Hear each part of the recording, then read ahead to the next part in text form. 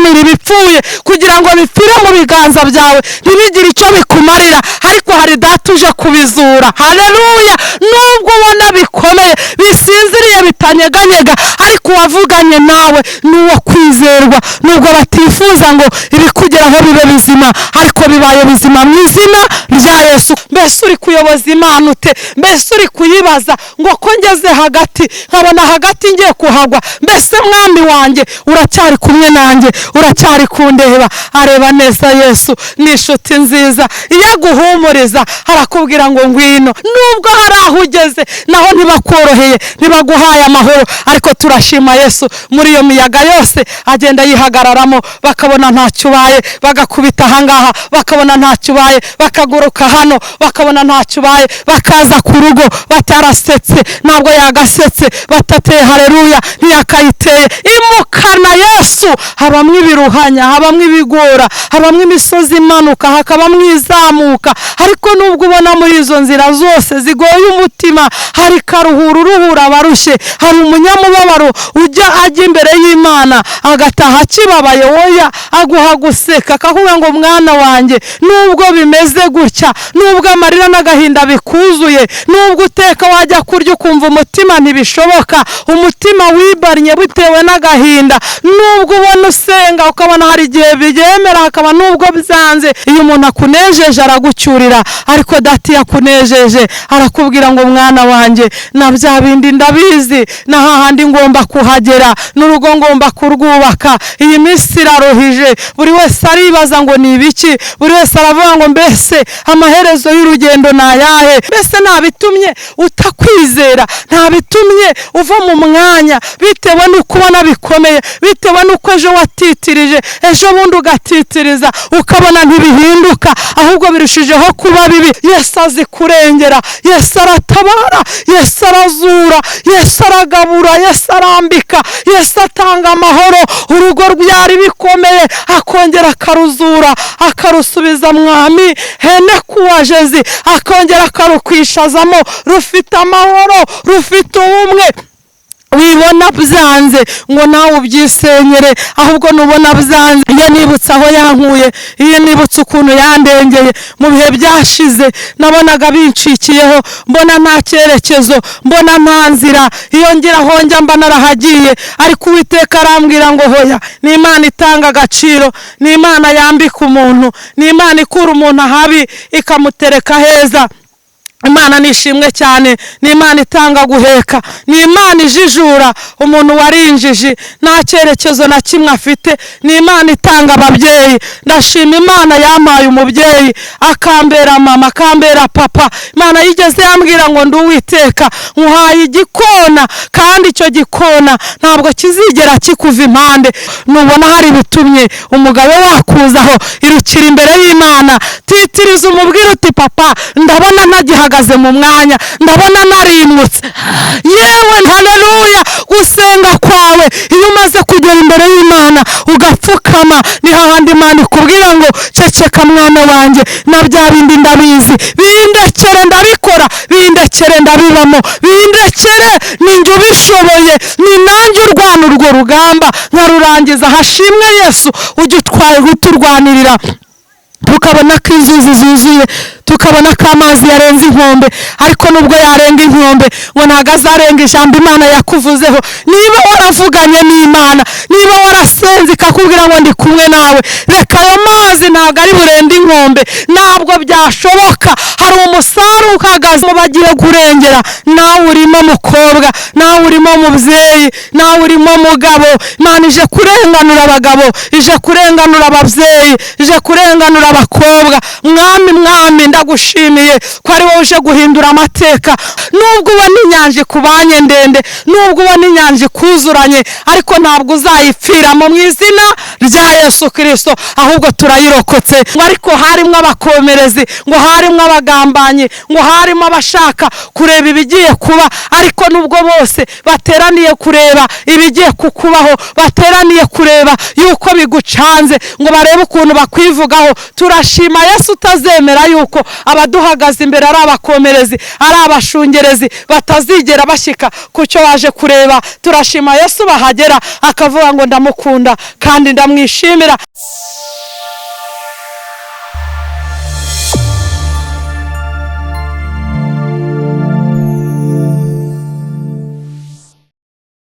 Haleluya, haleluya. Imana ishimwe kubw'iki gitondo Imana itwongeye.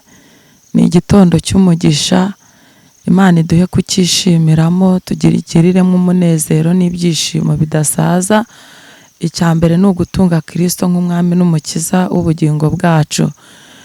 Umuhimbyi w'Ikorasi aravuga ngo iyo Yesu ataza njyewe nari mpfuye, ngo nzamushimira cyane, nzamukurira ubwatsi kuko yampaye ubugingo. Imana iduhana umugisha muri iki gitondo cy'uyu munsi.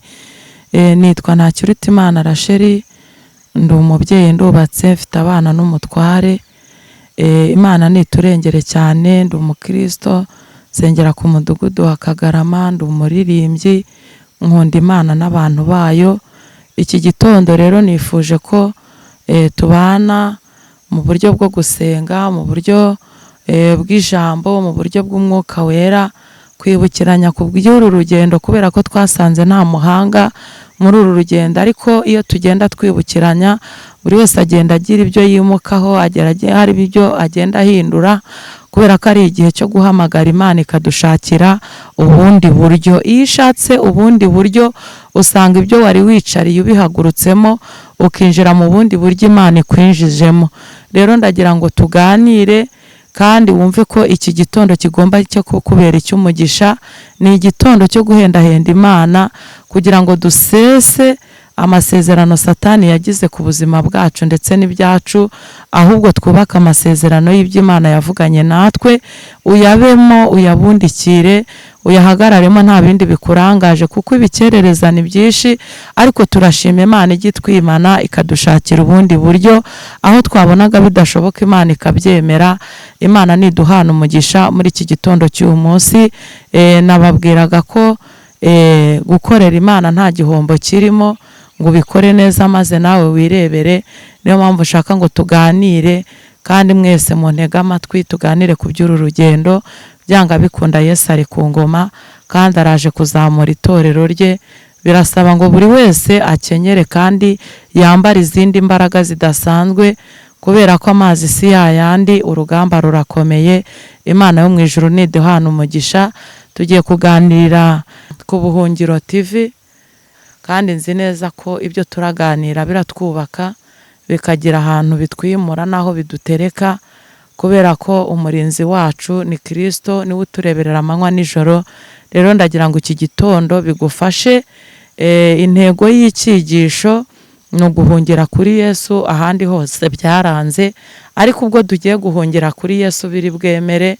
Bya bindi byakunaniye, bya bindi bidahinduka, bya bindi bitimuka, turasaba ngo Yesu abihindure, kuko ari we duhungiyeho. Ibindi byose byo turabona ntacyo bikimaze, ariko ubwo twimukiye kuri Yesu hari biri bwemere. Imana yacu niduhana umugisha kandi irushaho kutugirira neza. Reka dutangire dusenga. Nitumara gusenga turaririmbana uriya muririmbyi wa 207.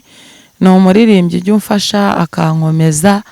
Rero ndakwinginze ngo niba intego ari ukwimuka mu byo twari turimo bidafite umumaro, tukajya aho Yesu ashaka ko duhagarara, reka rero dufatanye tunasenge kugira ngo wimuke wimutse. Twa tundi twose twakubuzaga kwimuka, ubwire Yesu atugukureho.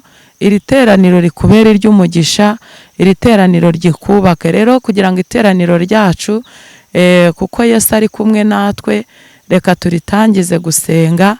Niturangiza dukurikizeho indirimbo nk'uko nayibabwiye, kandi nzi ko umwami Yesu ari kumwe natwe. Imana iduhana umugisha. Imana yo kwiringirwa, Imana y'inyamaboko, turagushimye, turaguhimbaje, tugushimiye muri iki gitondo. Iki ni igitondo cy'umugisha, ni igitondo watwongeye. Hari benshi bapfuye, abandi bakora impanuka, abandi bari mu bitaro, abandi mwami bajyanyweho iminyago, ariko turakubashye Kristo ko ari we wabanye natwe mu ijoro. Abari kwa muganga wabarinze, abari mu ngo nabo urabarinda. Mwami w'abama, babuze ababo bahakwihangana.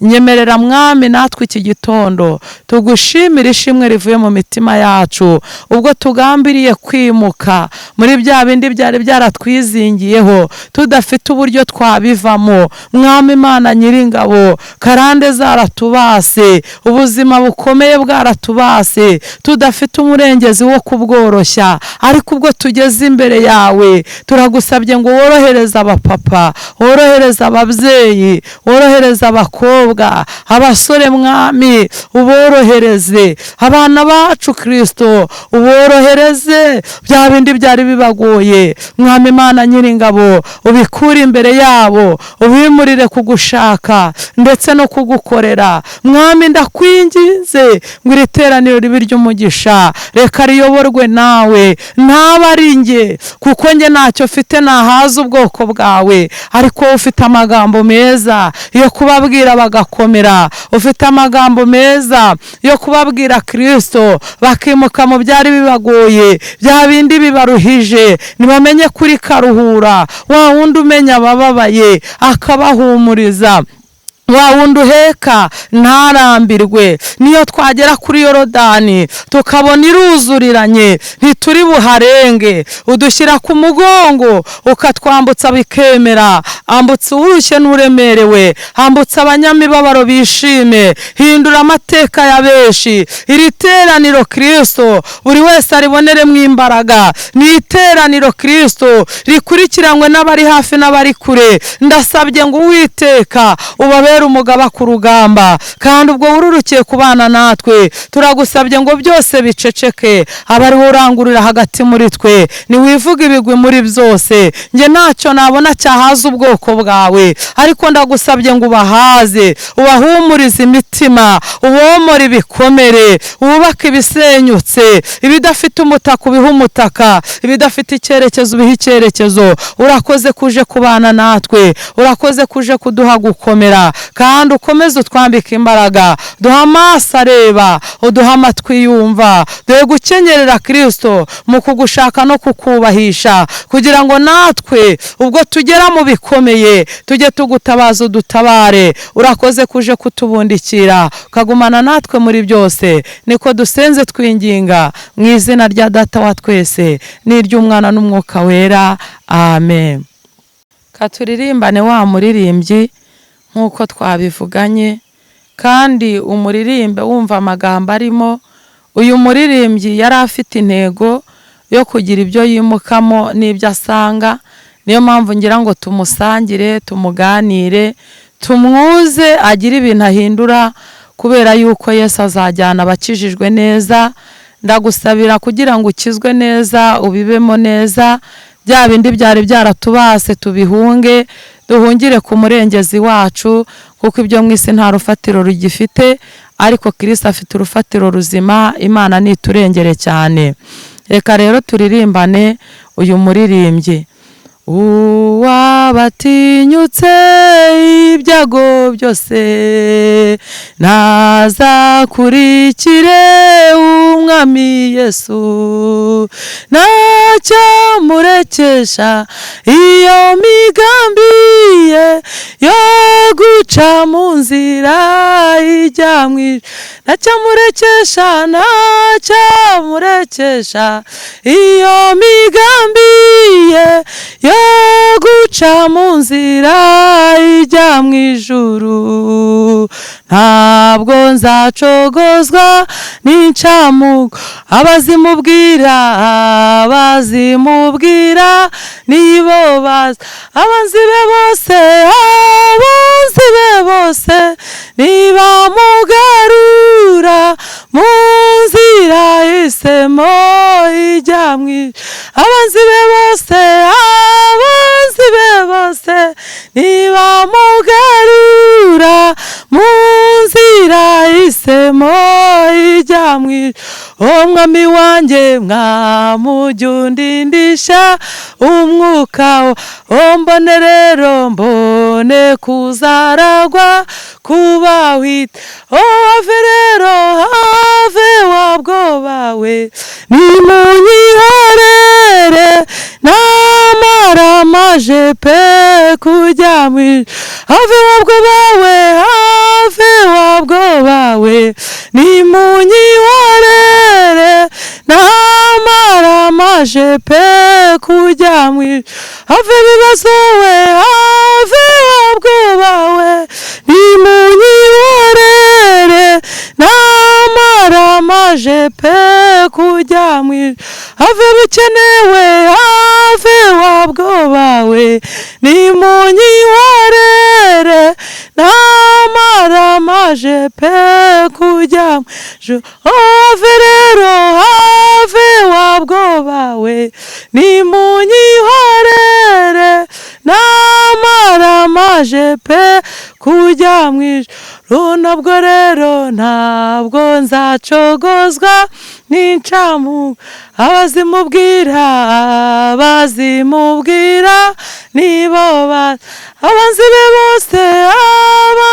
be bose nibamugarura mu nzira isemo ijya mu ijuru. Haleluya. Imana ishimwe cyane, ni Imana y'inyamaboko.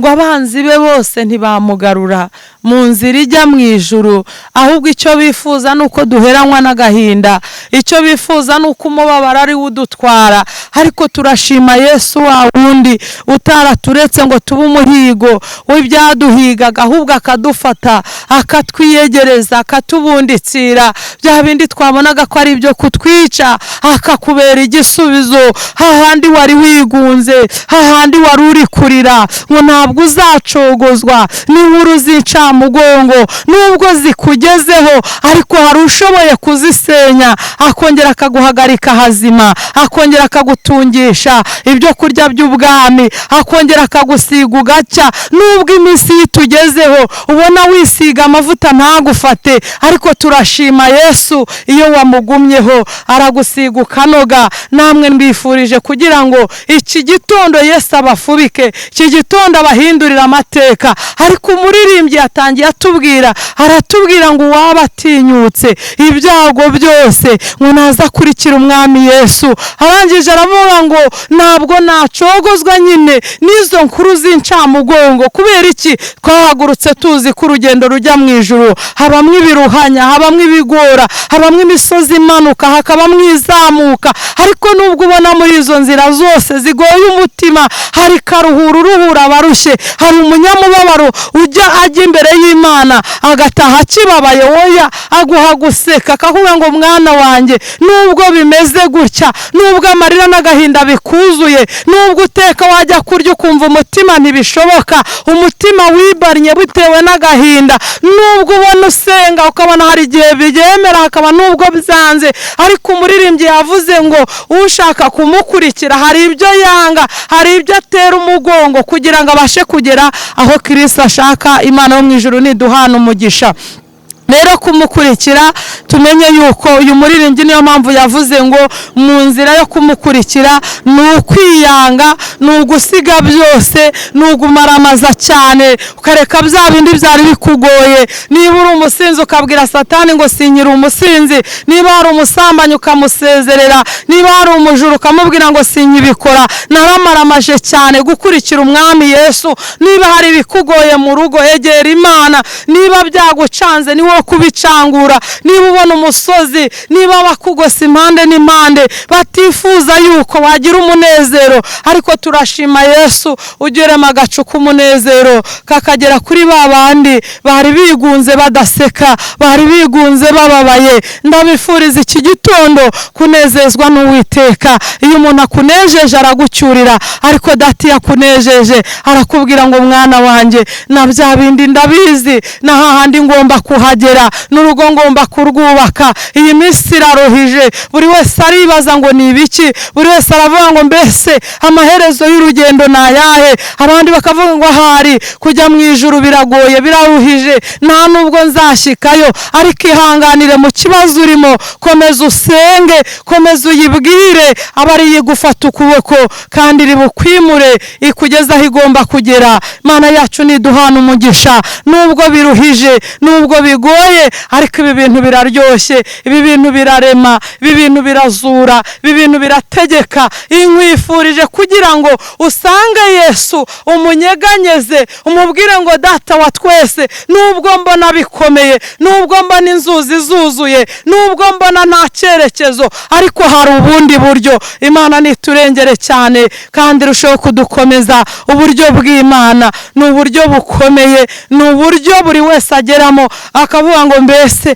aha hantu nzahambuka, ariko turashima Yesu ko tuzarwambuka kandi urusheho gukomera. Umuririmbyi aravuga ngo uwaba atinyutse ibyo byago byose naza kurikira umwami Yesu. Ibyo byago harimo ibyo ufite, hari n'ibizaza, ariko igikuru ni ugusenga ugahagarara aho Yesu ashaka, nyamaze numuhamagara ntabwo azagukoza isoni. Turashima Yesu utaraturetse ngo tube umuhigo w'abaduhigaga, tube umuhigo w'ibyatugenzaga, na nyuma ya zera arakora. Komeza umwubarareho, komeza umukunde, komeza umushake, ahamanuka umanuke, ahazamuka uzamuke. Mbifurije kugumana na Yesu. Igikuru ni uko tugira ibyo twimukamo, kandi Yesu aje gusibanganya ibya bindi byose byaduhigaga, bya bindi byari byaranze kutuvaho, bya bindi by'ibimenyetso, bya bindi bidahinduka. Yesu aje kubihindura. Imana nitugirire neza kandi urusheho kudukuriraho. Mwami Imana Nyiringabo agukurireho bya bindi wabonaga yuko bigiye gusiba inzira yawe wanyuragamo, bya bindi byawe wabonaga ko bigiye gutuma uhera mu nzira utazagera i Kanani, ariko tuzagerayo. Imana nihabwe icyubahiro. Haleluya, haleluya. Iki gitondo rero nifuje ko tuganira ku magambo ari muri Bibiliya.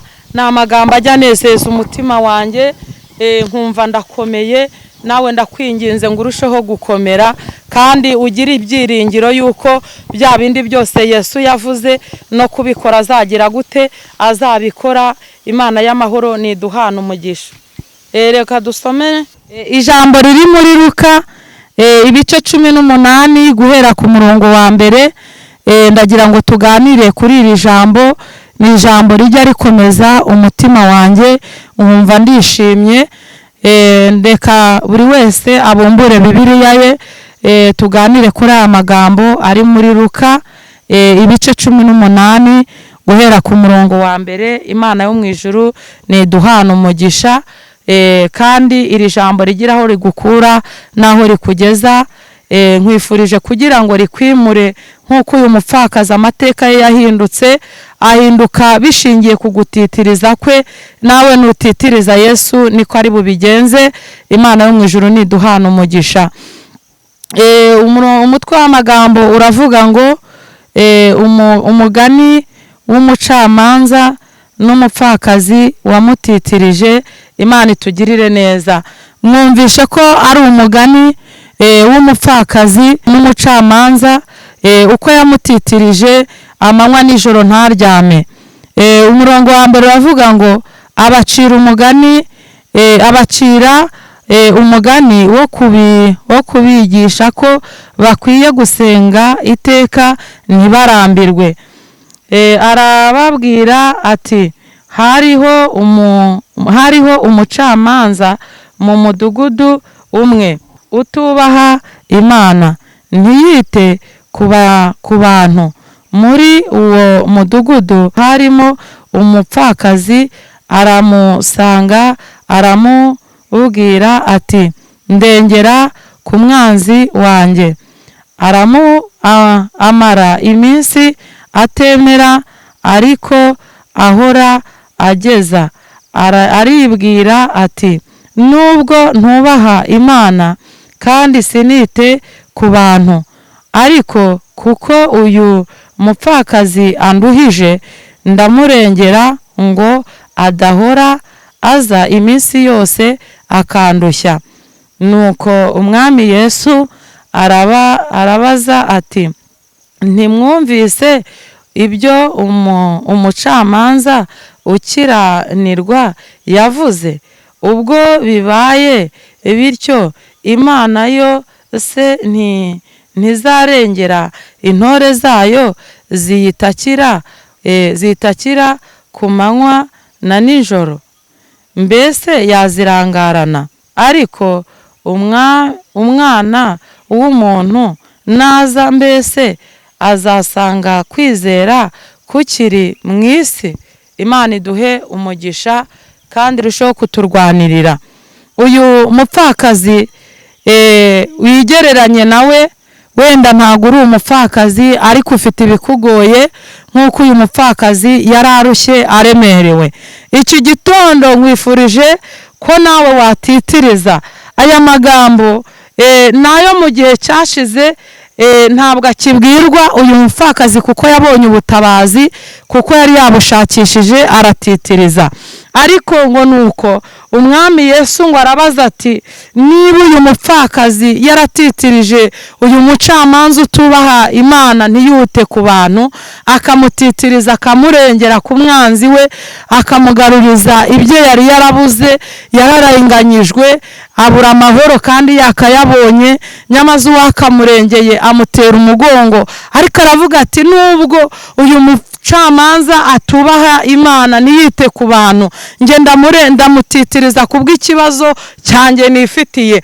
Ngo arangije arambara mu gitondo aragenda, ku manywa arongera aragaruka, nimugoroba aragaruka, ntiyamuhwemera, ntiyamuha umwanya, amwizirikaho. Yewe ndabifuriza kugira ngo mwizirike kuri Yesu, nimumusige, ntuzemwe na rimwe, ntihagire ijoro na rimwe rigucika, ntihagire amanywa agucika. Utitirize uyu mugabo witwa Yesu, umubwire ngo ndengera ku mwanzi wanjye, ndengera, hari aho ngeze bikomeye, hari aho mbona bitagishoboka, hari aho mbona inzira zibanye, ndengera nyibuka.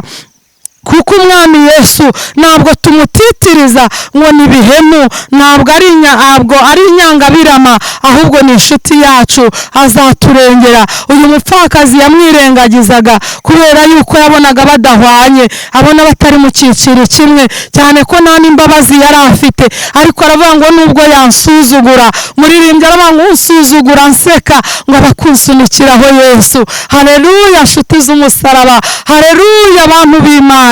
Yesu ari ku ngoma, azatugirira neza, Yesu azaturwanirira. Nuko ngo uyu mupfakazi arangije ngo abona ko nta kindi cyemezo akwiriye gufata, aravuga ngo byanga bikunda, uyu mugabo nubwo atita ku bantu, nubwo atifuza ikiza ku bantu, ariko njyewe ndamutitiriza, igikuru nuko azandengera, sinzigera mva ku mbuga ye atankoreye ibyo musabye. Haleluya, Imana ishimwe. None tugize amahirwe, ijambo riratubwiye kuri 6, ijambo ry'Imana riratubwira ngo none ngo umwami Yesu arabaza ngo, niba umucamanza utubaha Imana ntiyite ku bantu yarabashije kurengera uyu mupfakazi, aba ngo none se ngo umwami Yesu azabura ate kurengera intore ze zimutakira ku manywa na nijoro, ngo mbese yazirangarana?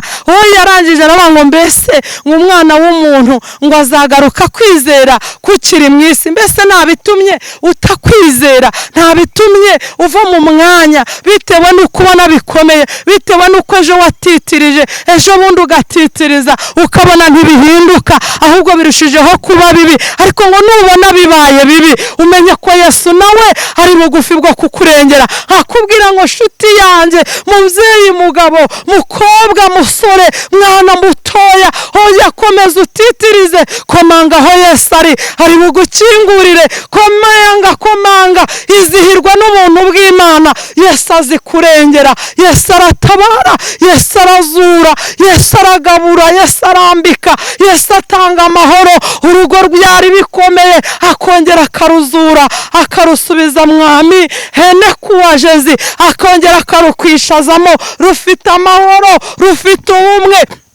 Wibona byanze ngo nawe ubyisenyere, ahubwo nubona byanze titiriza, hamagara Yesu, umubwire ngo ngwino urebe, mubwire ngo ndengera, umwanzi wanjye yanyibasiye, yibasiye rwa rugo wamaye, yibasiye babana, yibasiye mwami, yanyibasiye impande zose, ndabona nta nzira ngifite. Uwo mwami Yesu ngo ntabwo yakurangarana, nta nubwo yakureka, ntiyagutera umugongo. Ikitwica nuko twimuka tukagira ibindi twimukanye, ntitubisiga inyuma ngo niturangiza twambare ukuri, twitere gukiranuka. Kuko uyu mupfakazi yarazindukaga agakomanga atarabyuka, akongera akahagaruka agiye ku meza, kabati woya ninjye wa mupfakazi, ndongeye ndagarutse kubw'umutima umpagazemo w'icyo ngushakaho. Imana iturengere cyane. Nkababwira ngo nimwiyambure ibyo mwari mwambaye, bya bindi bidafite umumaro. Wiyambure karande, wiyambure kwangana, wiyambure kutababarira, uzukire muri Yesu, ubwire Kristo akubage mu mutima wa kamere. Oya, imuka wimutse, wimukana agakiza aho kwimukana kagahinda, aho kwimukana kwa kwitindaho. Nkababwira ngo dore uba mu bwihisho bw'isuma byose, agahama mu gicucu cyishobora byose, ntabwo azakorwa n'isoni. Imana yacu niturengere cyane. Nkababwira ngo nimwibuke aho Yesu yadukuye, mwibuke yuko nyamaze kumutitiriza bijya bizura ibyacu byarapfuye. Nkababwira ngo iki gihe turimo ni igihe Imana ivuga, ni igihe Imana ikora. Nkababwira ngo nubwo itinda kuza, ariko ibyo yavuze irabikora. Ndashima Yesu ko ari wa mugabo utica umugambi. Ndashima Yesu ujya ugabura. Ndashima Yesu wambika. Ndashima Imana ijya Imana yambika ikigisha abana bakiga. Ndashima Imana ko itigeze idutererana, na nyuma ya zero irakora. Iyo nibutse aho yankuye, iyo nibutse ukuntu yandengeye mu bihe byashize, nabonaga bincikiyeho, mbona nta cyerekezo, mbona nta nzira. Iyo ngira aho njya mba narahagiye, ariko Uwiteka arambwira ngo hoya, iki ni igihe cyawe, ihangane, titiriza abamaso, mpanga amaso na bya bindi nzabikora. Nkabona ntibizemera, nkabona nta shusho, aho kugira ngo bihinduke nkabona biri kuba bibi. Ariko ndashima Yesu, ahagejeje ni umugabo, ahagejeje mukuriye ubwatsi. Ni Imana itanga agaciro, ni Imana yambika umuntu, ni Imana ikura umuntu ahabi ikamutereka heza. Imana nishimwe cyane. Ni Imana itanga guheka, ni Imana ijijura umuntu warinjiji nta cyerekezo na kimwe afite. Ni Imana itanga ababyeyi. Ndashima Imana yampaye umubyeyi akambera mama, akambera papa. Imana yigeze yambwira ngo ndi Uwiteka, nkuhaye igikona, kandi icyo gikona ntabwo kizigera kikuva impande. Ndashima Yesu ujya utunga umuntu nta bundi buzima, ahubwo akavuga ngo kubera ko banyubashye ukancira bugufi, ukemera kwihanganira uyu musozi ukawutindanaho, nanjye nzanywe no kukumara umubabaro. Ndashima Yesu ko ajya atumara agahinda. Ndashima Yesu ko ajya adukura habi, akadukura mu ishyamba, akadushyira mu rugo bikemera. Imana nishimwe cyane ko ari Imana igihindura amateka. Nkakwifuriza ngo komanga, azaturengera kandi ngo azazirengera vuba, ngo ntabwo yazirangarana. Aharimo bagiye kurengera, nawe urimo mukobwa, nawe urimo mubyeyi, nawe urimo mugabo. Imana ije kurenganura abagabo, ije kurenganura ababyeyi, ije kurenganura abakobwa. Mwami ndagushimiye ko ari wowe uje guhindura amateka mu bantu bawe bimutse muri za karande, bimutse ku miryango. Iyo wimutse ku miryango, icyo gikombe ntugihe agaciro, gaha agaciro ko Yesu yakumenye izina. Nta muntu Yesu aratabara kuko avuka hakomeye, nta muntu Yesu aratabara kubera yuko wabyawe n'umuntu uhenze ufite amafaranga cyangwa icyubahiro. Hoya, Yesu araza akagera na hahandi hatagaragarira abantu. Aho Yesu ajya hagera akavuga ngo nje kukurengera ku mwanzi wawe, nje guhindura amateka. Turashima Yesu dukomangira, ntadukoze isoni. Mana yacu nihimbazwe. Reka twongere tuganire ku ijambo ry'Imana riri mu byakozwe n'intumwa. Ibyakozwe n'intumwa 27 ku murongo wa 43 kugeza kuri 44. Imana nihimbazwe cyane. Reka turebe muri Bibiliya zacu. Twaziherewe n'Imana, ntabwo twarabo gutunga Bibiliya, ariko Yesu ahageze abona natwe biratubereye, araziduha. Imana imuha umugisha, yarakoze Yesu wacu, natwe tuzamunambaho, ntituzigera tumuvaho. Imana nishimwe cyane. Ahaterera muratererana, ahatambika mugatembikana, ahazamuka mukazamukana. Mubyeyi humura, Yesu nikaruhura. Mubyeyi humura, Yesu ajya ahindura amateka, ajya ashaka igitambo kigapfa ku bwacu tukabaho, iminsi ikiyongera, amahembe atacecetse, ibitega bitacecetse, bariyeri zose bazishyizeho, ariko Yesu akakurengera. Umusozi ukabona ukubanya umusozi, inzuki n'amagambo bikaba byinshi, ariko turashima Yesu ugendana natwe, uri mu modoka akagendana nawe, utwaye agatwarana nawe, uri mu kazi akagendana nawe. Ni umugabo w'intwari, ajya dushakira umwishwa, akamenya amakuru y'ibiduhiga, akirukanka akaza kutuburira. Imana nihimbazwe cyane. Reka dusome aya magambo, nababwiye ngo ni ibyakozwe n'intumwa, ibice 27 guhera ku murongo wa 43 kugeza 44. Musome nanjye musome, tuganire kuri aya magambo. Icyo nzi cyo Yesu ni umwami wacu kandi aradukunda, ntawamuguteranyaho. Ni umugabo utumva amabwire, ni umugabo utagenda ngo umubwire ngo runaka yakoze ibi ngibi. Hahandi mu kazi baraza bakagubwira bati, bakabwira boss iti yakoze nabi, yakoze ibidakwiriye, boss akarebera ku byo bamubwiye, ariko boss wacu wo mu ijuru araza akigerera kuri tere akavuga ngo kubera ko mukunda ntawabasha kumunkura mu Aleluya, Imana ishimwe.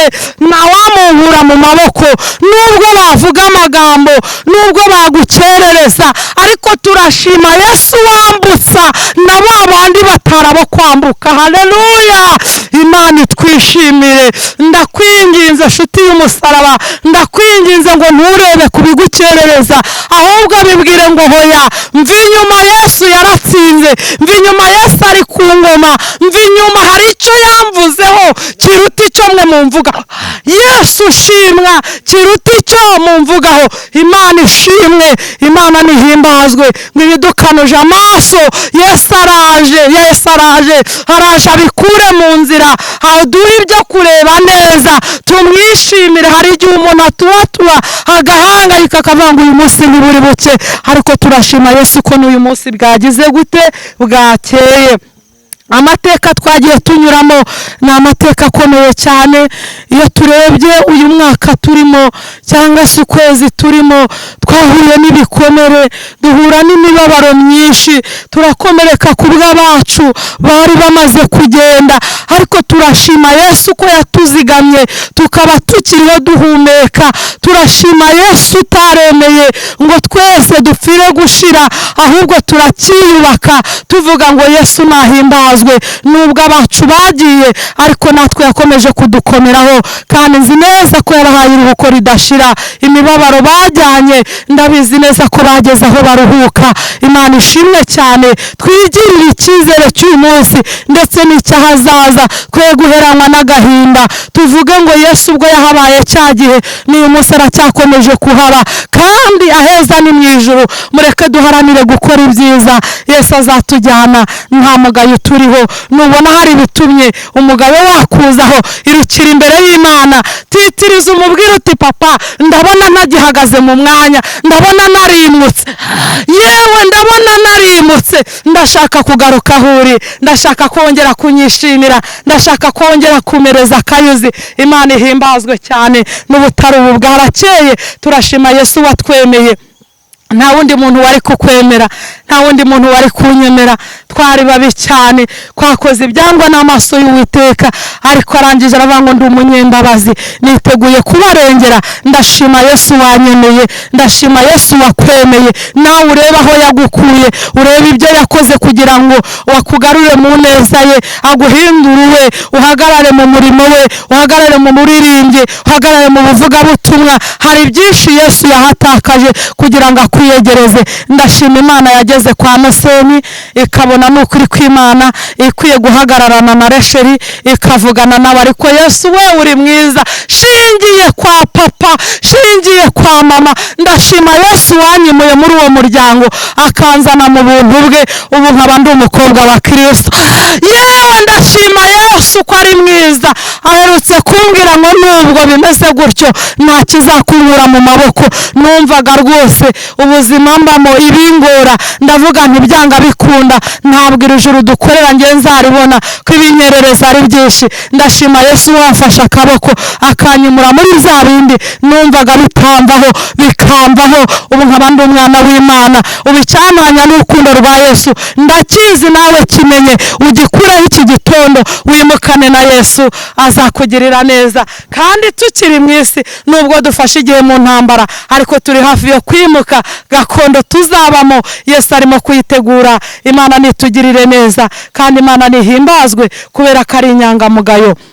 Reka dusome ya magambo, ni amagambo nababwiye ngo ari mu Byakozwe n'Intumwa 27 umurongo wa 43 kugeza 44. Imana iduhana umugisha. Ariko umutware utwara umutwe ashatse gukiza Pawulo agwabiza imigambi yabo, ategeka yuko abazi koga biroha mu mazi kugira ngo abe ari bo babanza kugera ku nkombe, n'abandi nabo bamwe bagendera ku tubaho, abandi nabo bagendera ku mbaho, abandi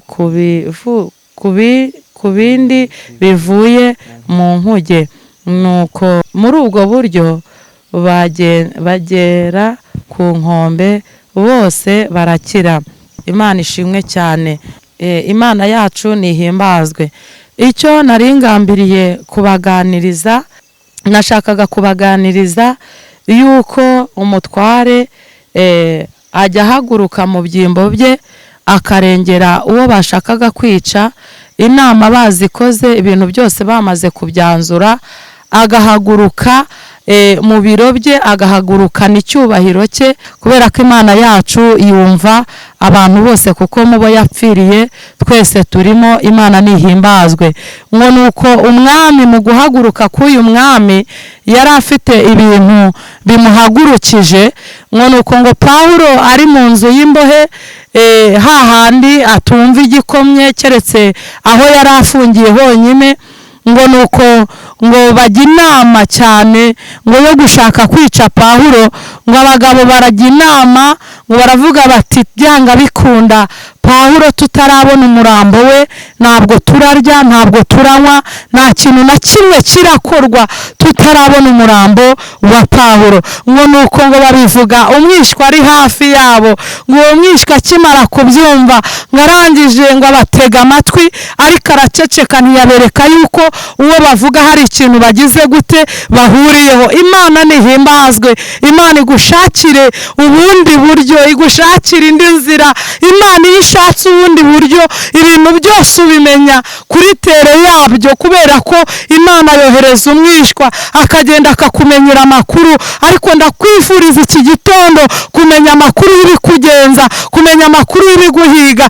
Egera Yesu wenyine niwe umenyesha amakuru. Pawulo yari yarayasenga, yari afitanye n'Imana ibihe bidasanzwe. Arangiza avuga ngo Mana ndi muri iki gihome ntacyo namenya, ariko wowe ureba hose icyarimwe. Menyera amakuru ari hanze, menyera amakuru ari aha hantu. Arangije ngo umwishwa arirukanka cyane aratitiriza. Musabiye umwishwa uzi gutega amatwi, umwishwa uzi kwihuta. Ngo arirukanka agera kuri gereza. Ngo amaze kuhagera arakomanga, ngo afite icyuya, afite guhumeka cyane, kuko yumvaga byanga bikunda ajyanye inkuru yo gukiza nyirarume ngo ataza gupfa. Ngo arahagera ngo asaba ngo umurinzi wa gereza aramubwira ngo wanyemerera ukareka nkavugana na Pawulo. Ngo nuko aramukingurira. Ngo aragenda aramubwira ngo numvise amakuru yuko bagambiriye kukwica, ariko byanga bikunda data wa twese Imana wasenze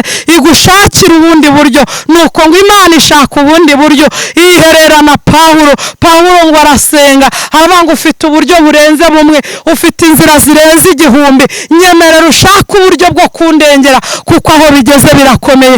ngo nuko umwishwa arirukanka aragenda ngagera ku mwami. haleluya haleluya.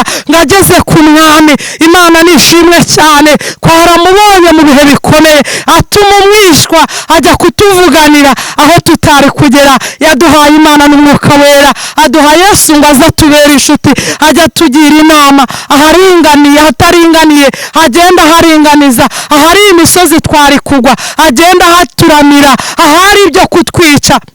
Imana ishimwe cyane. amahembe agiye kuza agahagarara mu kirere aturukamo, intambara zihagurutse mu rugo rwawe, mu bana bawe, mu bo mukorana umurimo, agahaguruka akahabamba ihema, ibintu byose bikemera. turashima Yesu utaraturetse. haleluya haleluya. ngo nuko umwishwa ageze ku mwami aramubwira atumva wa mwami we, mfite amakuru numvise kandi nabonye ntayaceceka. arangije amubwira ati dore bagiye inama yuko Pawulo byanga bikunda agomba kuboneka umurambo we agapfa akavaho, ngo niho bararya bakanywa, ngo niho barishima. umwami aramubwira atumva wa mwana we, ibi bintu bibi ibanga ryanjye, nawe ntihagire undi muntu ubimenya.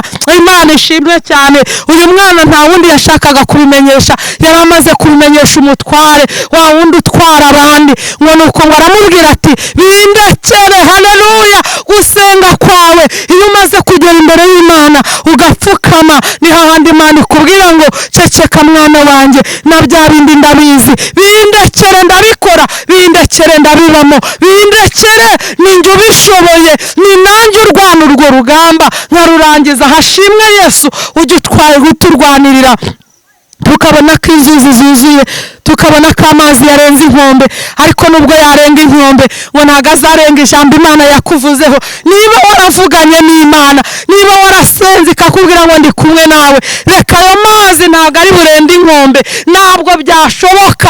hari umusare uhagaze abaye maso, witegereza akareba bya bindi twabonaga ko bikomeye, bya bindi twabonaga nta nzira yahagera, akavuga ati wa nyanja we, ntabwo uri burenga aha, tuza. hari icyo navuganye nawe, hari icyo navuze kuri we, hari icyo ngambiriye gukora. hashimwe Yesu ujye utuvuganira.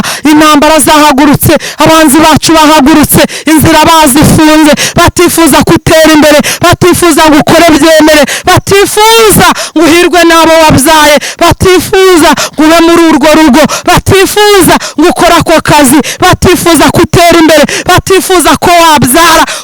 uzababyarana bagihara, uzaheka, uzonsa, kubera Imana igitanga kubyara. turashima Yesu itanga kubyara, kaguha umwana wa mbere, kaguha uwa kabiri, kagera ikavanga. nubwo bitaremera, ariko iyo mwavuganye niyo kwizerwa, no kubikora izabikora. ni umuhamya mu bahamya, reka guhamirize mu banyamahanga. ngo nuko ngo umwami arahaguruka, ngo aragenda arababwira ngo nimugende mushaka ubwato twambutse. Pawulo ajya kuri kiriya kirwa, afite uburyo yabajijishijemo. ngo barangije bati oya, twari twaramubuze. ngo bahita bajya inama, ngo bashaka ubwato bwashaje. haleluya. nubwo bakuzanira ibipfuye kugira ngo bipfire mu biganza byawe, ntibigire icyo bikumarira, ariko hari data uje kubizura. haleluya. nubwo ubona bikomeye, bisinziriye, bitanyeganyega, ariko uwavuganye nawe ni uwo kwizerwa. nubwo batifuza ngo ibikugeraho bibe bizima, ariko bibaye bizima mu izina rya Yesu. kuko mwababwiye ngo ijambo ry'uyu munsi ni ukwimuka muri bya bindi byari byaratubase, tukagera aho Yesu ashaka, akadukamira y'iburyo, akadukamira y'ibumoso. Imana yacu nihimbazwe. nuko ngo Pawulo barangije ngo baramumanukanye, ngakigera ku bwato bakibugeramo, ngo ubwato burangije, ngo bageze hagati, ngo ubwato burajanjagurika. ngo ariko Pawulo aravuga ngo niba harimo bamwe muri twebwe bazi koga, nibagere mu mazi birohemo, bambuke, abandi turi bushake uburyo bari bwambuke. ngo nuko ngo barangije, ngo baravuga ngo turimo, barangije ngo barijya mu mazi, ngo baroga barambuka. ngo nuko ngo Pawulo asigara ayoboza Uwiteka. Mbese uri kuyoboza Imana ute? Mbese uri kuyibaza ngo ko ngeze hagati nkabona hagati ngiye kuhagwa, mbese mwami wanjye uracyari kumwe nanjye, uracyari kundeba? Areba neza Yesu, ni inshuti nziza. Iyo aguhumuriza arakubwira ngo ngwino ngwino ngwino. Mubona apfiriye atitaye aho umaze igihe, atitaye ibyo umazemo iminsi. Uyu mugabo ni mwiza, arakiranuka, ni Imana itameze nk'abantu. Umuntu uramwihanira akakubwira ngo ubikoze inshuro zingahe, ariko uyu mugabo inshuro zose wakora ibyaha arakubwira ngo ngwino. Mubona apfiriye urimo, ngwino nkubabarire, ngwino nkose. Hari hageze ngo abe ari wowe wonka amashereka, ukongera ukajya mu gituza cy'Uwiteka. Bya bindi babonaga bitazemera akaba ari byo bikwemerera. Imana yacu nihimbazwe. ngo nuko Pawulo arangije ijambo ryatubwiye ngo bamwe bambukira ngo kutubaho, abandi ngo bambukira kubivuye mu nkuge, ngo ariko bose bagera hehe? Ku nkombe. ngo barangije bahageze bose bagira gute? Barakira. nta n'umwe Bibiliya yatubwiye ko yigeze apfira muri iyo nyanja. Nubwo ubona inyanja ikubanye ndende, nubwo ubona inyanja ikuzuranye, ariko ntabwo uzayipfiramo mu izina rya Yesu Kristo, ahubwo turayirokotse kubw'imbabazi z'Imana. Iyo umaze kwimuka urarokoka mu izina rya Yesu, ukarokokera aho abanzi bawe bari bagutegeye, ukarokokera hahandi batifuzaga yuko hari icyiza cyakubaho, ukarokokera hahandi bavuze ngo ntabwo uzigera uharenga, ukarokokera hahandi bavuze ngo ntuzigera uhabyarira. Kandi uyu mugabo witwa Yesu atanga urubyaro rw'iburyo bwose, aravanga akakwicaza aho utakicaza. Turashima Yesu, ujye utumwakura, arakumwakuye, araguhumurije ngo humura, haracyari ibyiringiro. Yarengeye Pawulo, nawe izakurengera. ngo nuko ngo ageze ku kirwa cyitwa Merita agira ngo birarangiye, ariko ngo ntabwo byari birangiye. ngo urugamba niho rwari rutangiye, rwa rundi Yesu agiye kukwivugaho ibigwi, rwa rundi agiye kukuratira, ba bandi babonye yuko uri uwo gupfa utari uwo kubaho. Pawulo ngo akihagera ngo yihererana n'Imana, arayibwira ngo Mana, ahangaho ngezeho ndahitwara gute? Ariko Uwiteka yari yamubwiye ngo ukimara kuhagera ba maso kurusha cya gihe, ba maso uko wabaye maso muri gereza, noneho urusheho naho ntihoroshye. Haleluya! Nubwo hari aho ugeze naho ntibakoroheye, ntibaguhaye amahoro, ariko turashima Yesu. muri iyo miyaga yose agenda yihagararamo, bakabona ntacyo ubaye, bagakubita ahangaha bakabona ntacyo ubaye, bakaguruka hano bakabona ntacyo ubaye, bakaza ku rugo batarasetse, ntabwo yagasetse, batateye haleluya ntiyakayiteye. Imukana Yesu akwimuye wese, nta na kimwe asize inyuma, ahubwo asize inyuma ibyakaguhanze bikakubera umusozi utazigera uvaho. ngo nuko ngo Pawulo ngo akimara kugera kuri uwo musozi, akimara kuwimukiraho, ngo agiye gutabarwa, naho yari agiye kugaragaza Imana iri muri we koko. ngo nuko ngo ahageze, ngo barangije ngo barabakira, ngo babacanira umuriro ukomeje kiriya gice, ngo barangije ngo babakira bose. ngo ariko harimo abakomerezi, ngo harimo abagambanyi, ngo harimo abashaka kureba ibigiye kuba, ariko nubwo bose bateraniye kureba ibigiye kukubaho, bateraniye kureba yuko bigucanze, ngo barebe ukuntu bakwivugaho. turashima Yesu utazemera yuko abaduhagaze imbere ari abakomerezi, ari abashungerezi, batazigera bashyika ku cyo waje kureba. turashima Yesu bahagera akavuga ngo ndamukunda kandi ndamwishimira. mwifurije iki gitondo muri iri teraniro, muri uku kuntega amatwi, waba uri mu Rwanda waba uri hanze, mwifurije gutega amatwi ukumva ngo yakurengeye cya gihe n'uyu munsi iracyakora. ntacyakuraho umugambi w'Imana, ntacyayicaza ngo kikure ku cyubahiro cyayo.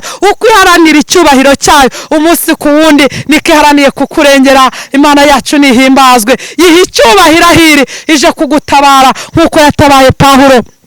yari uwo gupfa ikamukura mu nzu y'imbohe, ikamwicaza aho atakicaye, imwicaranya n'abakomeye bitari gukunda. ariko imbabazi z'Imana ziracyari ku bantu bayo. Imana nihimbazwe cyane. wihangayika ngo ujye kure, iyo abivuze niyo kwizerwa. ijambo twatangiriyeho twavuze ku mupfakazi watitirije umucamanza, utubaha Imana ntiyite ku bantu. mbese wowe uri gutitiriza gute? mbese uri kuyihamagara ute? aho ntibyagucanze, intege ntizakurangiranye, ndagusabira izindi mbaraga. Tugiye gusenga Imana, dusaba izindi mbaraga, dusaba izindi nkomezi zituma tuguma kuri Yesu kugeza igihe azaturengera ku mwanzi wacu. Nshuti zanjye, babyeyi nkunda, bapapa beza, basore n'inkumi, abana bacu, igihugu cyacu, itorero ryacu ry'iyi minsi, duhembukire muri Kristo. Ibindi byose ntibitureba, wikerererwa kubyo ureba. Amaso yawe ibyo areba si byo Kristo areba. Iyama icyagukerereza kikagukura ku mwami. Ibindi Yesu abirimo.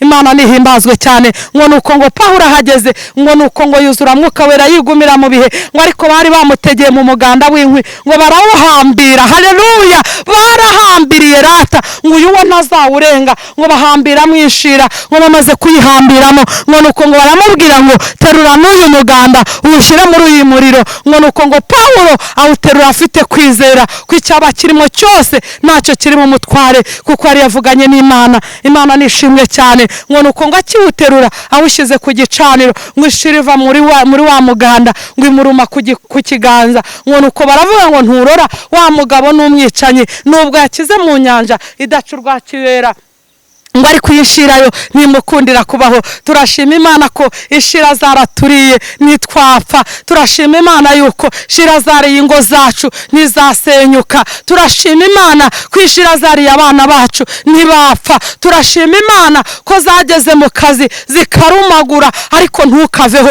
Turashima Yesu ko akiguhesheje umugisha aho abantu bifuze yuko wakakira ibibi gusa. Turashima Imana nubwo hari ibyo ubona bikurenga, ariko uyu munsi garukira Imana, ongera uyegere, oya yigarukeho. Aho wanyereye ukagwa, ndakwibutsa kongera guhembukira imbere y'Imana. Kiri icyaha n'igisa nacyo, iki ntacyo cyakumarira. Amagambo ntacyo yakumarira, guca imanza ntacyo ibintu byakumarira.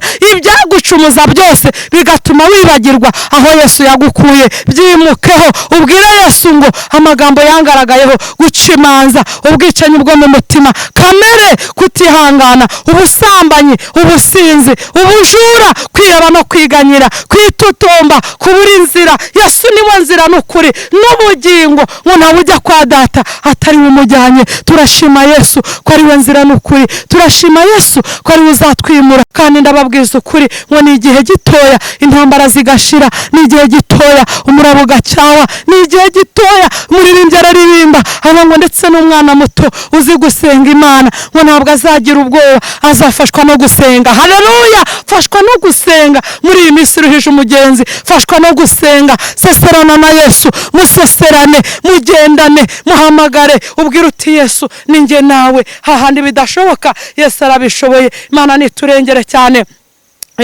Umuririmbyi araririmba aravuga ngo cyagihe nari mpfuye narengewe n'Imana.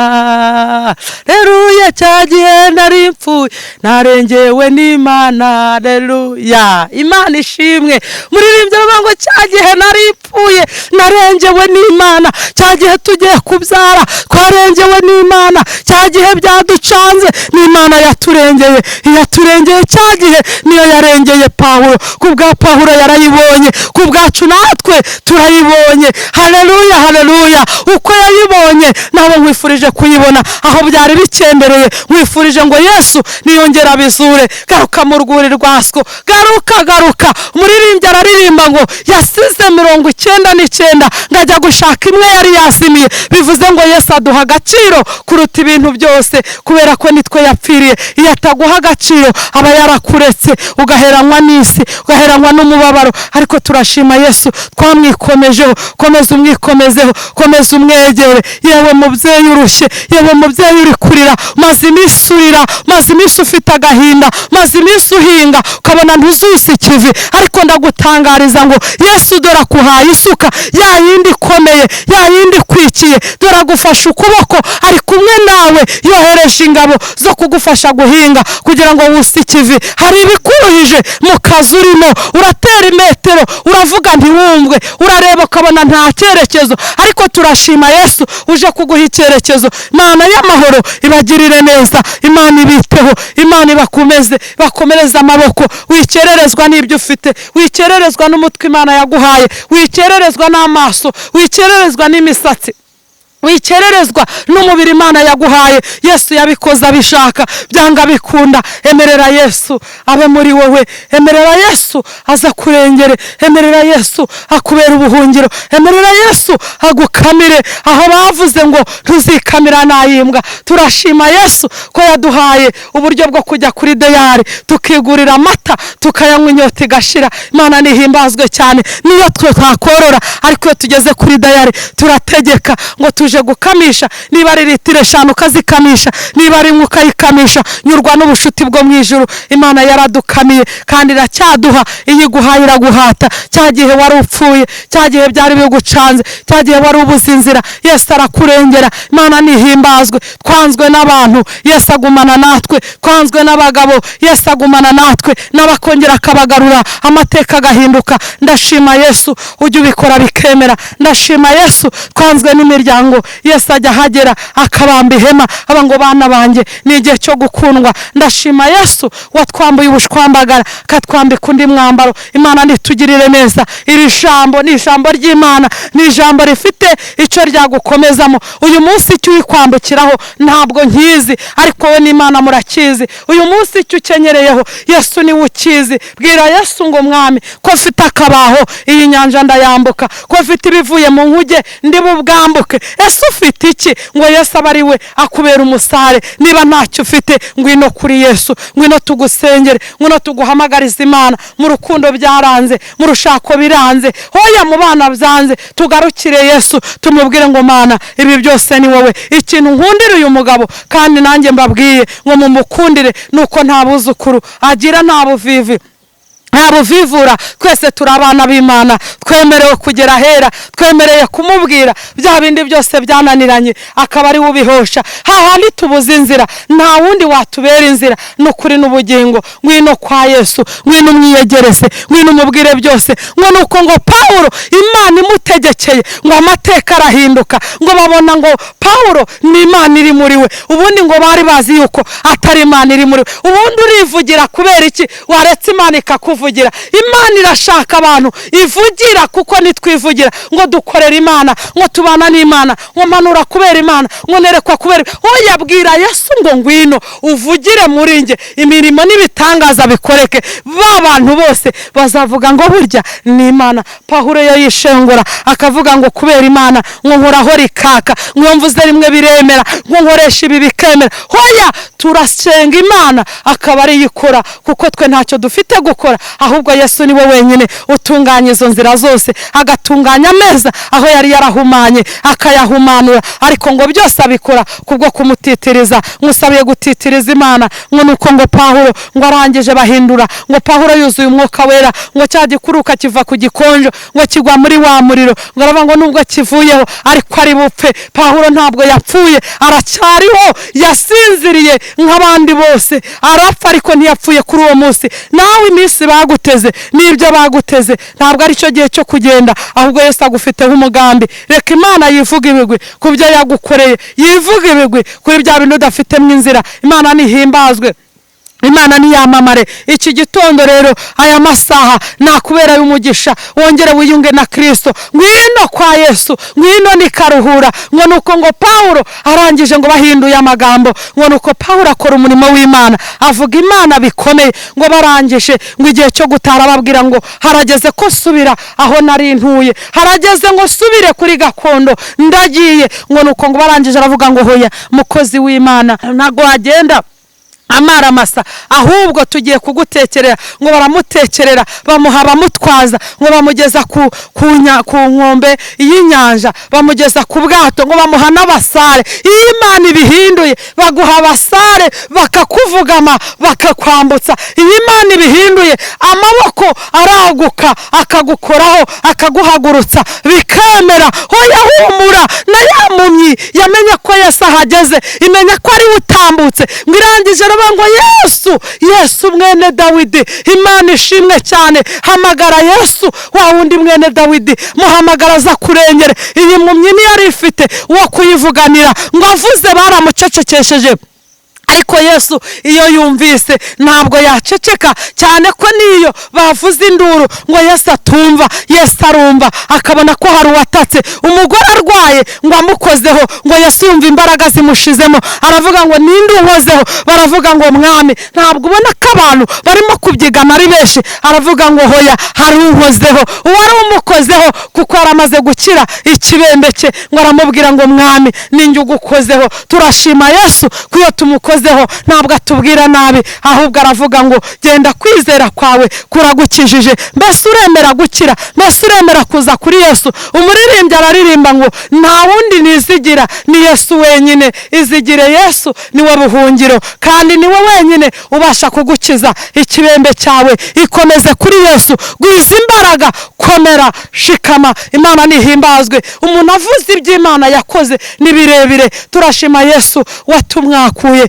turashima Yesu wambika, turashima Yesu ugabura, yangiriye neza, antabara ntari uwo gutabarwa. Sinari ifite epfo na ruguru, sinari ifite umuryango, ariko Yesu yambereye umuryango. Yesu ambera amaboko, Yesu ambera ubuhungiro, Yesu anderera nta shinge nta rugero, anderera nta kintu ahereyeho. Nzakomeza komatana nawe, nzirinda kimwe cyose cyantandukanya n'urukundo rw'Imana, nzirinda ku manywa na nijoro kuko yambereye ubuhungiro.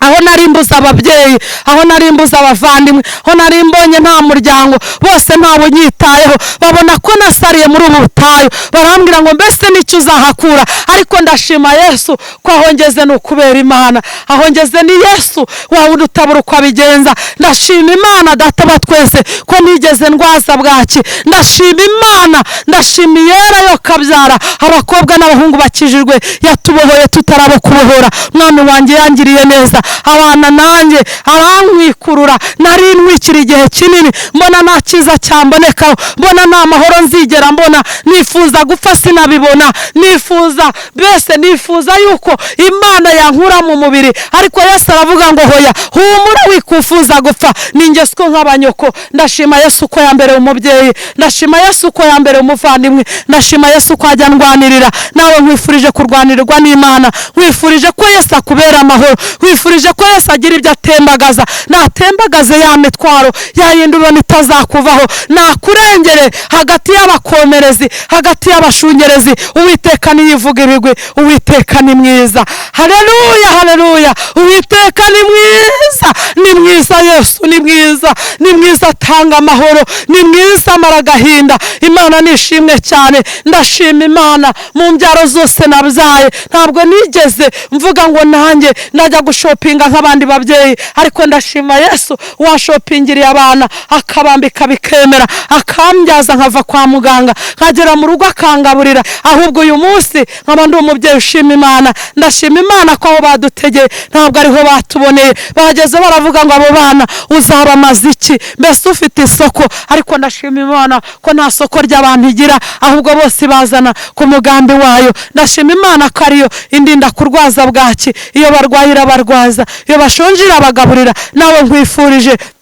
komatana na Yesu na bya bindi byose izabikora. Ubuhamya ni burebure, kwabivuga bikira bugacya, ariko nabyo tuzabigeraho. Yesu yaradukoye, adukwa amaraso y'igiciro. Yesu yatubereye inyangamugayo. Ndashima Imana ikura mu buzererezi, ndashima Imana ikura inyuma y'amateka, ndashima Imana yimura imisozi ikimika iyindi itabimenye, ndashima Imana ituma ijoro ricya ritari iryo gucya, ndashima Imana itanga agaciro, ikambika umuntu impeta bitari kuzakunda. Yesu yanyambitse impeta atari ababyeyi babigize mu ruhare, atari imiryango. Yesu anyambika impeta, arambwira ati mwana wanjye ibyishingikirizo mbikuyeho, ninjye ugukoreye ubukwe. Yankoreye ubukwe, amesha agaciro, ntari kukagira. Amagambo aba menshi, ariko Yesu arabikora. Amagambo aba menshi, Yesu yivuga ibigwi mu iteraniro. Ndashima Yesu iyo umurambijeho agukorera ibyo abantu batagukorera. Ngaho ngwino kwa Yesu, ngwino amara agahinda,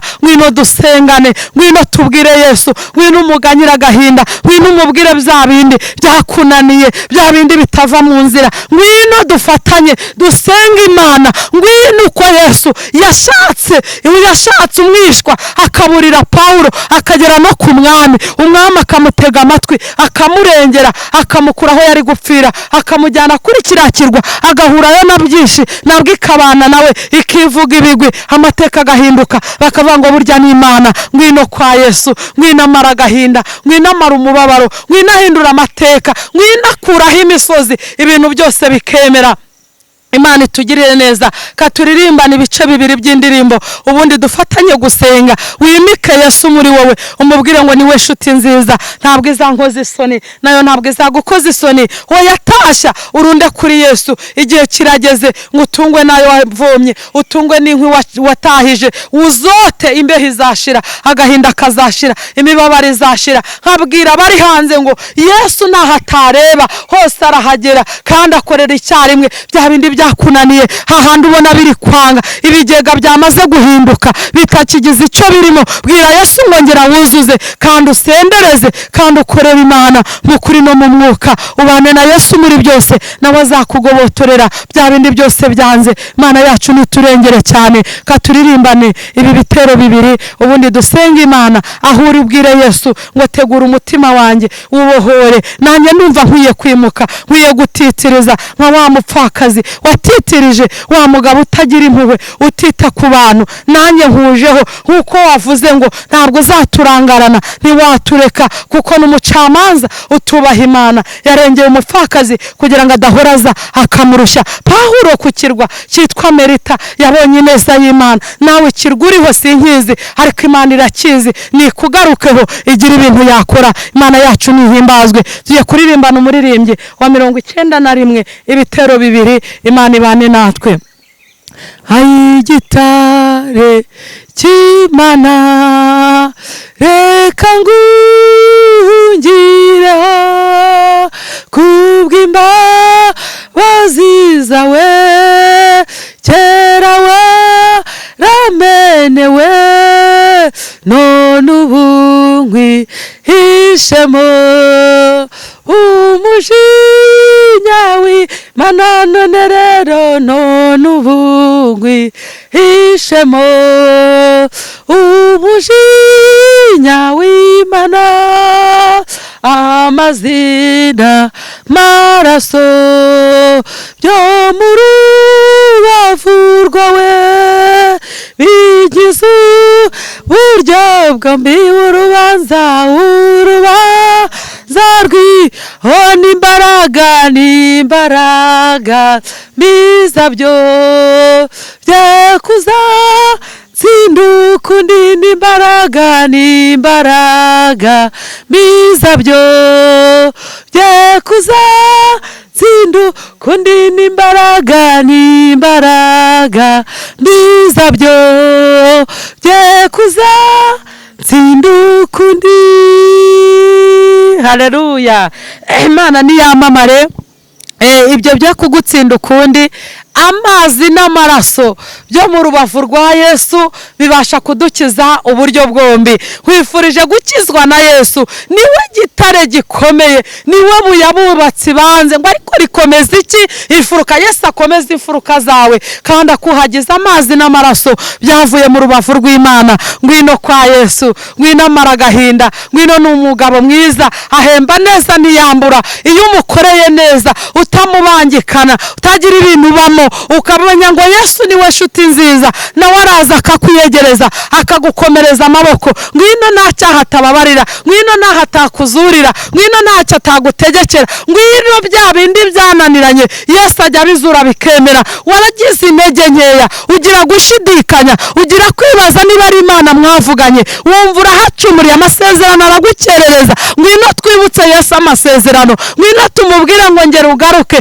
ongera uganirize imitima yacu, turagukeneye Kristo, dukeneye ngo uze utwubake hahandi wasenyutse, ubona rwose inguni zose zamaze gusenyuka. Ngwino kwa Yesu azubake. Ni umugabo mwiza wubaka agakomeza, ni umugabo mwiza uhindura amateka, ni umugabo mwiza hahandi bagusiganira, hahandi ubona nta shusho. Yesu yahageze aguhindura amateka. Imana ikwambure ubushwambagara bwose, igukureho masike, yongere ikugarukeho. Mbese Yesu naza azasanga ugifite kwizera, mbese Yesu naza azasanga ukibirimo. Ngwino kwa Yesu nshuti yanjye, ngwino Yesu arashoboye, ngwino Yesu ararema. Nkwifurije kuza aho Yesu ari. Ngwino kanguka, si igihe cyo gusinzira, kanguka, amazi si yayandi. Yesu arimo aratubwira ngo nidusengeshe umwuka iteka, ngo kandi dusenge tubikunze, dusenge tubyigana. Hari igihe kigiye kugera ugashaka aho usenga ukahabura, ariko turashima Yesu ko tukihafite, turashima Yesu ko ari ukomeje kuturengera. Ngwino kwa Yesu rero, ngwino kubera ubuhungiro. Mbifurije kugumana na Yesu. Aho uri kanguka, aho uri bamaso, aho uri ongera usenge, ongera ukangukire gushaka Imana, ongera wambara umwenda w'imbere n'inyuma, ongera ukomere. Nyeganyeza Yesu, munyeganyeze. Mwageze kwa Lazaro anyeganyeza igituro, arababwira ati oya nimumukureho iki kibuye, mugikureho. Barasigana, ngo arangije arababwira ngo hoya mwakimushyizeho mutabimbwiye, nimunakimukureho. Ngo nuko baramuhambira. Abandi babikoze ni nabo bamuhambuye, babandi bamushyizeho ibuye ni nabo barikuyeho. Yesu abategeke ibyo bagushyizeho aba ari byo bakuraho, babikurishaho amaboko yabo. Yesu icyari bukore ni ukukugaruramo imbaraga, ni ukukugaruramo umwuka, akongera akagushyigikira, akongera akagukomeza. Akira kugumana na Yesu, wakira izindi mbaraga. Aho uri hose tegeka, ububasha twarabuhawe